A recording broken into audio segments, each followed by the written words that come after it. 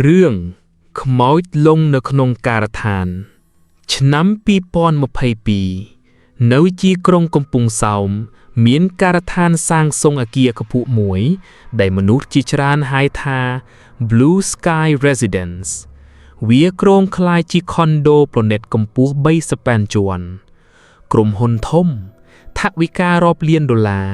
កម្មកររាប់រយនាក់ធ្វើការទាំងថ្ងៃទាំងយប់តែអ្វីដែលមនុស្សខាងក្រៅមិនដឹងគឺកម្មករនៅទីនោះចាប់ផ្ដើមបាត់ខ្លួនម្នាក់ម្ដងដំបូងគេគិតថាពួកគេគ្រាន់តែរត់ចោលការងារតែក្រោយមក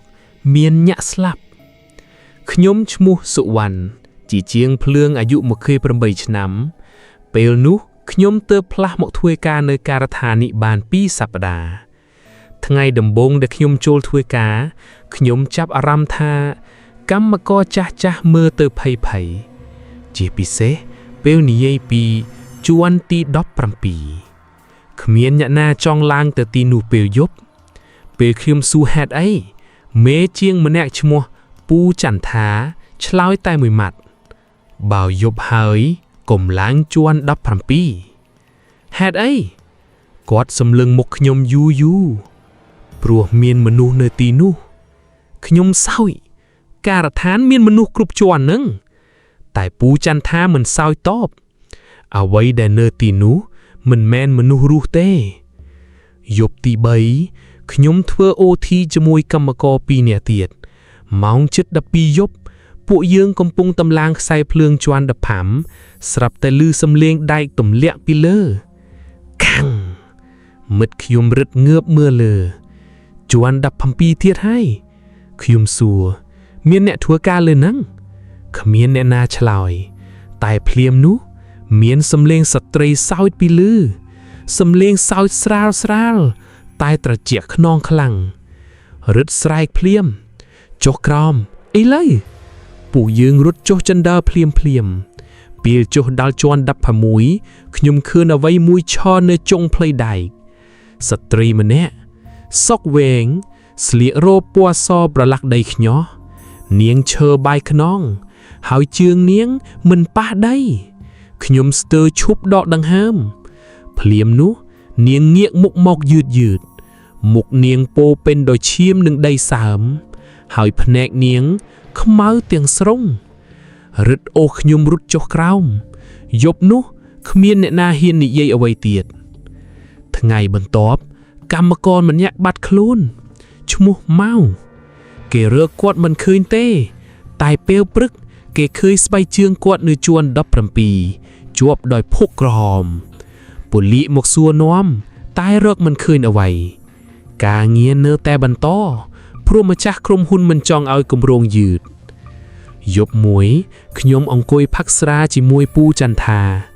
ខ្ញុំសួរគាត់ត្រង់តើអ្វីកើតឡើងនៅទីនេះពូចន្ទថាស្ងាត់យូរមុនដកដង្ហើមធ្ងន់3ខែមុនមានកម្មករនីម្នាក់ស្លាប់ធ្លាក់ពីលើអគារគាត់ងក់ក្បាលយឺត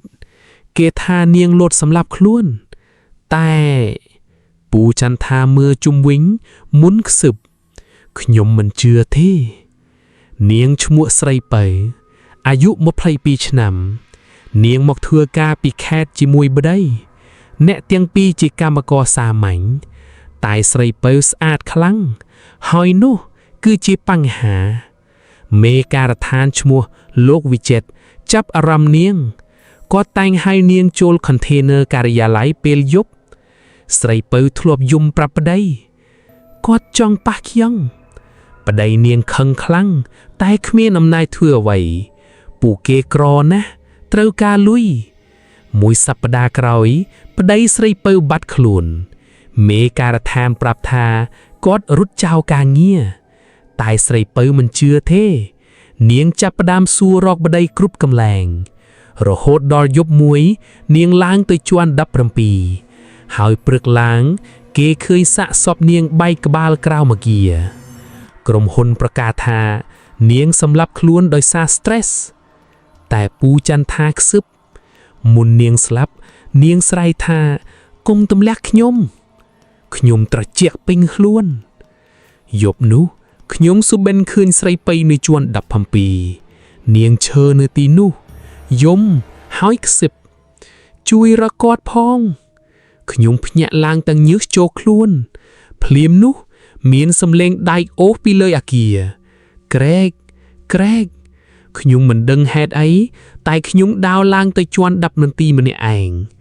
ខ្យល់ត្រជាក់ខ្លាំងណាស់អូមស្រាលគ្របពេញជាន់ហើយនៅកណ្ដាលជាន់ខ្ញុំឃើញស្រីពៅនៅឈើយំគាត់នៅក្រោមដៃខ្ញុំយកដៃអ្នកណាប្តីខ្ញុំនាងលើកដៃចង្អុលទៅគ្រឹះអាគារភ្លាមនោះរូបភាពចូលក្នុងក្បាលខ្ញុំម្ដងទៀតខ្ញុំឃើញលោកវិចិត្រនិងបាក់ពួកវាយប្តីស្រីពៅរហូតស្លាប់ព្រោះគាត់ព្យាយាមការពារប្រពន្ធបន្ទាប់មកពួកគេយកសាកសពទៅកប់នៅក្នុងគ្រឹះអាគារមុនចាក់ស៊ីម៉ង់ពីលើខ្ញុំស្ទើរដួលព្រះអើយស្រីពៅយំខ្លាំងខ្ញុំចង់យកគាត់ចេញថ្ងៃបន្ទាប់ខ្ញុំទៅរាយការណ៍ប៉ូលីសតែគ្មានអ្នកណាជឿលោកវិចិត្រមានលុយនិងអំណាចគាត់សោយដាក់ខ្ញុំឯងមើលរឿងខ្មោចច្រើនពេកហើយតែយប់នោះមនុស្ស3នាក់ដែលពាក់ព័ន្ធនឹងការសម្លាប់ប្តីស្រីពៃស្លាប់ទាំងអស់ម្នាក់ធ្លាក់ពីលើក្រេនម្នាក់ត្រូវដែកធ្លាក់សង្កត់ក្បាលម្នាក់ទៀតឆេះក្នុងបន្ទប់ភ្លើងកម្មករទាំងអស់ចាប់ផ្ដើមភ័យការដ្ឋានបិទបណ្ដោះអាសន្នតែលោកវិចិត្រនៅតែមិនព្រមឈប់គ្មានខ្មោចអីទេយប់ចុងក្រោយភ្លៀងធ្លាក់ខ្លាំងខ្ញុំត្រឡប់ទៅការដ្ឋានវិញព្រោះខ្ញុំដឹងថាស្រីពៅចង់ឲ្យការពិតត្រូវបង្ហាញខ្ញុំលួចចូលទៅគ្រឹះអាគារជាមួយពូចន្ទថាពួកយើងចាប់ផ្ដើមជីកកន្លែងដែលស្រីពៅបង្ហាញហើយក្រោយជីកបានជិត1ម៉ោងយើងឃើញអ្វីមួយដៃមនុស្សពូចន្ទថាស្រ័យតាំងភ័យពួកយើងជីកបន្តរហូតឃើញក្រងឆ្អឹងបរោះម្ញាក់នៅកគាត់មានខ្សែកដែលស្រីពៅធ្លាប់ពាក់នៅក្នុងរូបភាពភ្លាមនោះខ្យល់បក់ខ្លាំងពេញការដ្ឋានសំឡេងស្រីពៅយំលាន់ពេញអាគារហើយនៅលើជាន់17ខ្ញុំឃើញស្រីពៅឈើមើលចុះមកក្រោមតែអ្វីដែលធ្វើឲ្យខ្ញុំញ័រទាំងខ្លួនគឺមិនមែនតែនាងម្នាក់ទេមានខ្មៅជាច្រើនឈើនៅពីក្រោយនាងកម្មករស្ត្រីក្មេងសុទ្ធតែប្រឡាក់ដីក្រហមខ្ញុំសួរទាំងសំឡេងញ័រពួកគេជាអ្នកណាស្រីពៅយំខ្លាំងពួកគេជាម្ចាស់ដីនេះភ្លាមនោះរូបភាពចូលក្នុងក្បាលខ្ញុំម្ដងទៀតមុនសាងសង់ការដ្ឋាននេះទីនេះជាភូមិចាស់មួយអ្នកភូមិនៅទីនោះច្រើនចំនួនតែក្រុមហ៊ុនបានទិញដីដោយបង្ខំអ្នកដែលមិនព្រមចេញត្រូវគេដុតផ្ទះនិងកប់ទាំងរស់ក្រោមដីហើយគ្រឹះអាគារនេះត្រូវសាងសង់លើសាកសពមនុស្សរាប់10នាក់ខ្ញុំស្លេកមុខពូចន្ទថាយំតិចព្រះអើយស្រីពៅខ្សឹបពួកគេមិនដែលចាកចេញភ្លាមនោះអាគារទាំងមូលចាប់ផ្ដើមរញ្ជើយទាំងខ្លាំងដែកធ្លាក់លាន់ពេញការដ្ឋានកម្មកររត់គេចទាំងស្រែកហើយនៅលើជាន់17លោកវិចិត្រកំពុងរត់គេចទាំងភ័យឆ្កួតតែខ្មោចរាប់សិបនាក់ចាប់ផ្ដើមដើរតាមគាត់យឺតស្រីពៅឈើនៅមុខគាត់ភ្នែកនាងពោពេញដោយទឹកធ្នាអីលីដល់វេនអ្នកហើយលោកវិចិត្រស្រែកអញសុំទោសតែភ្លាមនោះ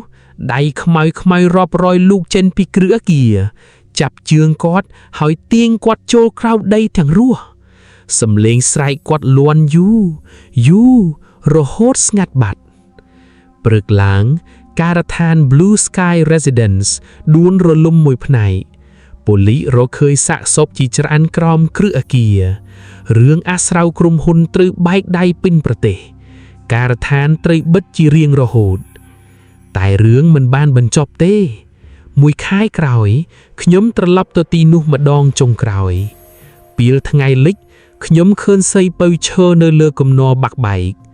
ក្បែរនាងមានប្តីនាងឈើចាប់ដៃលើកនេះនាងលែងយំទៀតហើយនាងញញឹមស្រាលមកខ្ញុំហើយខ្សឹបអរគុណបន្ទាប់មកពួកគេទាំងពីរក៏ដើរចូលទៅក្នុងអមបាត់ទៅយឺត តែអ្នកភូមិនៅតែនិយាយថាពេលយប់ភ្លៀងគេនៅតែឮសំឡេងកម្មករគួកដែកពីក្នុងការដ្ឋានចាស់នោះហើយពេលខ្លះគេឃើញមនុស្សជាច្រើនឈរនៅលើជាន់17សុទ្ធតែប្រឡាក់ដីក្រហមកំពុងសម្លឹងចុះមកក្រោម